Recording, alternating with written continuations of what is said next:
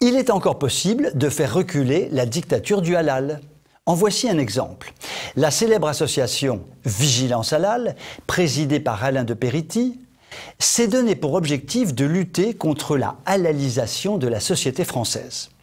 Grâce à une action offensive qu'elle a menée avec un acteur de cinéma, elle a réussi à faire plier la société Sodebo.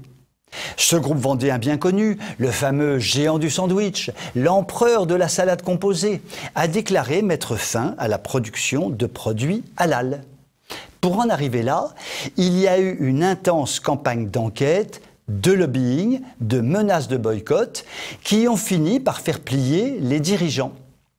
Dans le même genre, la mobilisation des consommateurs contre le hijab de course proposé par l'enseigne sportive Decathlon a eu un bon résultat. Decathlon a fait retirer les produits incriminés des rayons. Revenons à Sodebo. La décision de Sodebo n'est pas forcément fondée sur de grands principes philosophiques de lutte contre l'islamisation de la France.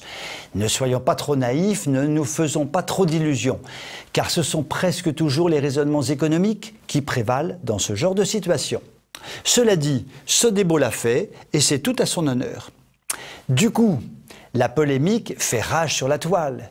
Des musulmans soupçonnent Sodebo d'avoir fait du halal qui n'en était pas.